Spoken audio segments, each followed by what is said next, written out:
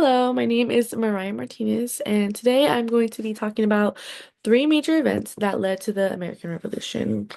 So, these events each played a very powerful role in shaping colonial resistance and bringing the colonies closer to the revolution.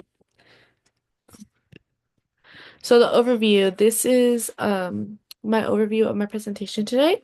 Most people think that the American Revolution started in 1776, but the truth is it was building for more than a decade before that, and the colonies were growing increasingly frustrated with British policies, and in this presentation specifically, I'm going to explore how these three major acts like the Stamp Act Congress, the Boston Massacre, the Tea Act, and Boston Party, how they all sparked unity, anger, and eventually revolution.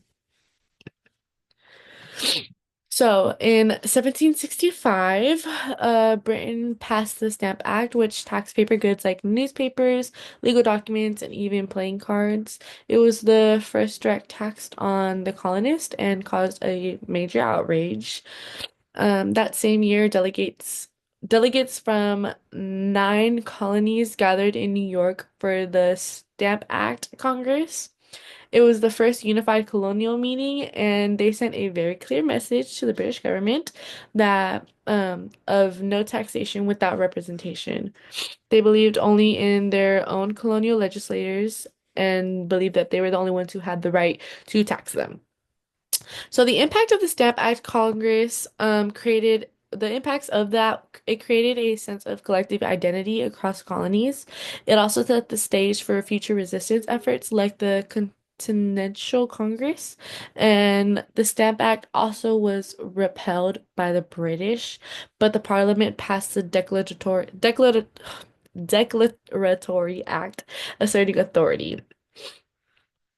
Oh, okay. By 1770, which is when the Boston Massacre happened, British troops had been stationed in Boston to enforce tax laws and tensions were very high. On March 5th, a confrontation between colonists and soldiers turned very violent. The British soldiers fired into a crowd, killing 5 colonists, including Crispus Attucks, who was a formerly enslaved man. The event became popularly known as the Boston Massacre, which is what we call it today. Um, Paul Revere's engraving of the scene was published widely, and it was also used as propaganda to stir public anger. So even though only 5 people died, the Boston Massacre had a huge impact. It deepened mistrust of British soldiers and united many colonists in anger. Interestingly enough, John Adams, who would also later become our president, defended the soldiers in court, and he also showed that justice still mattered to some patriots. But overall, the incident was a turning point. It moved the colonies closer to seeing the British as enemies rather than protectors. So next comes the Tea Act in 1773. The British East India Company was in very big financial trouble, so Parliament gave it a monopoly on tea sales in the colonies. Even though the tax on tea was actually lower, colonists were really mad because the act still represented taxation without consent. It also cut out colonial merchants, making people feel even more controlled by Britain.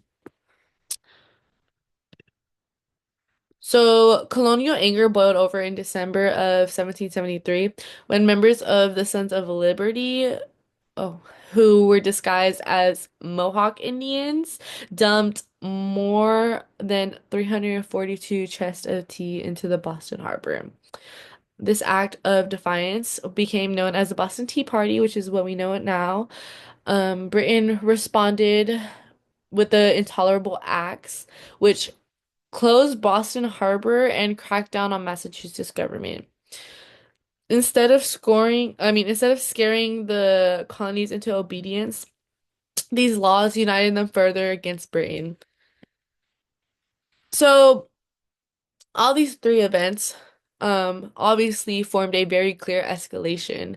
The Stamp Act Congress showed political resistance. The Boston Massacre added emotional fuel to the fire that was already put there.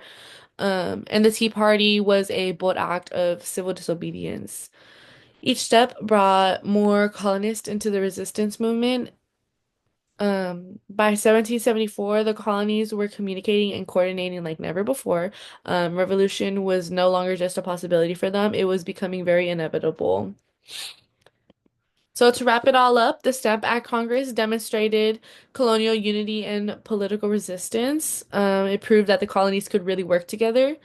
The Boston Massacre inflamed passions and was used to stir revolutionary sentiment. It made the conflict super personal to everybody and oneself. The Tea Act of Boston of the Tea Act and the Boston Tea Party pushed colonists past the point of peaceful protest. So it pushed them to directly challenge the British authority. And together, these events set the state for a full-blown revolution. These events didn't cause the revolution overnight, obviously, but they built the pressure for that, and it eventually exploded in 1775. Without them, the United States, as we might know it, probably never would have even existed. After that, I've included my sources right here. These help me just get a better understanding of not just the facts, but like the deeper meaning of the events. So, thank you for listening.